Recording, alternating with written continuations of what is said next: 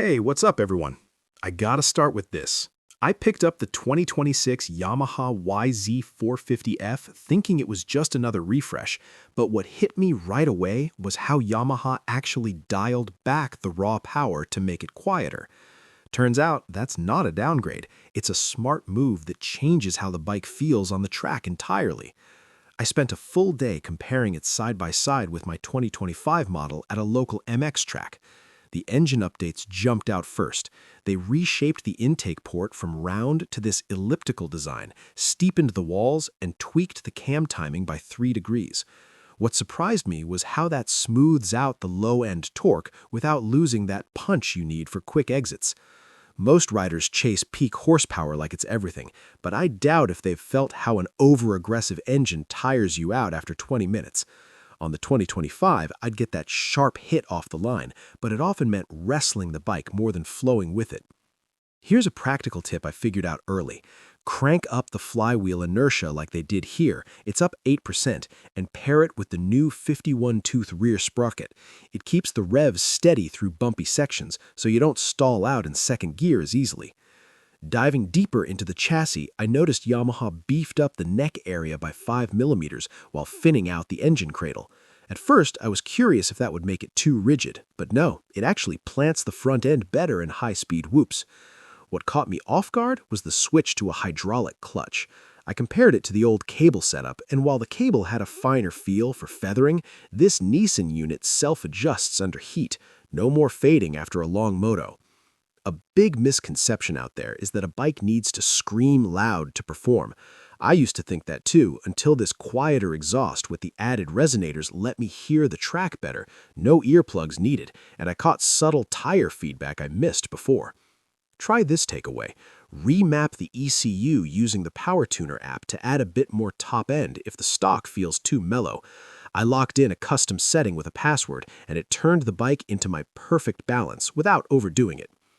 Shifting focus to suspension, I rode through some rutted corners and felt the new KYB Shock's larger 28mm piston right away. It flows fluid better with extra ports, reducing that harsh deflection I hated on older models. I compared the fork settings. They bumped the pressure spring to 112mm, and it absorbs small bumps without diving too deep. But honestly, I had my doubts at first. Stock, it felt a tad stiff on medium hits. People often skip tweaking the low-speed compression, assuming factory is fine, but that's a mistake.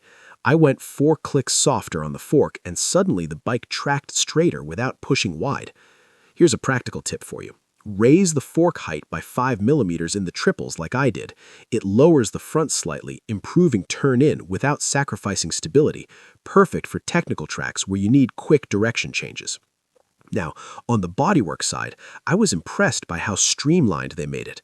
One T-handle for the shrouds? That's a small surprise that saves time in the garage. The rear fender's redesign gives better leverage for lifting onto a stand, too. I tested the new gripper seat cover against the old one. Same foam, but the texture holds you in place during hard braking. I wondered if it'd wear out faster, but after a muddy session, it cleaned up easy.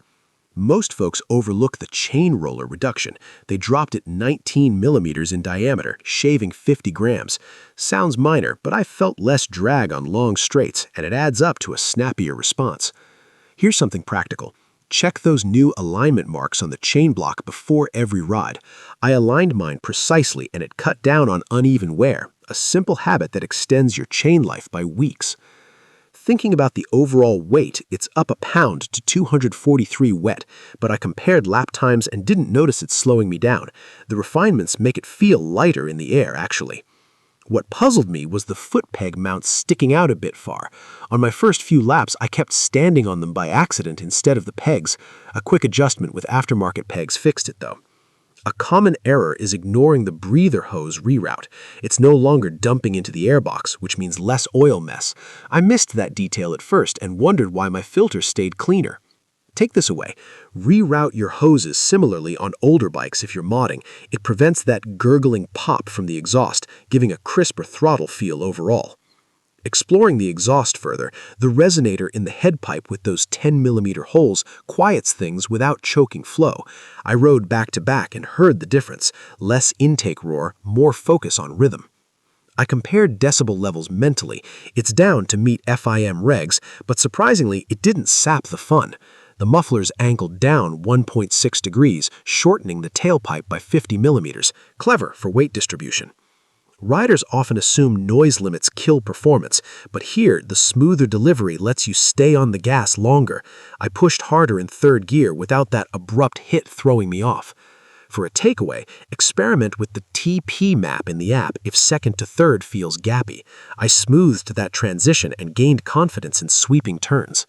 On handling, the updated cradle mounts, now 2 millimeters thinner, flex just enough for compliance. I felt it in bumpy entries where the bike absorbed instead of deflecting. What surprised me was the scraper between the dust and oil seals on the fork. Keeps debris out better. After a dusty ride, my seals looked fresh compared to my buddy's older Yamaha. Don't fall for the myth that stiffer is always faster. The stock front fork was harsh on me initially, but dialing rebound 5 clicks out made it plush without bottoming. Practical note, set your sag to 107 millimeters like I did, not the factory 105. It balances the bike lower, improving corner exit traction on loose soil. Wrapping up the ergonomics, the front number plate looks a tad small, but it flows air better to the radiator. I compared cooling on hot laps, no overheating even in 90-degree heat.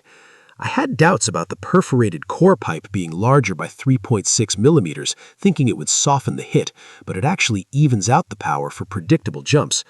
Most people miss how the self-adjusting clutch handles expansion, no lever tweaks mid-moto. That's huge for consistency in races. One more insight, use the app's maintenance log to track hours. I noted my oil changes there, and it reminded me before issues popped up. Reflecting on all this, the 2026 YZ450F isn't about raw thrill. It's the bike that lets me ride smarter and longer, and that's what keeps me coming back to the track.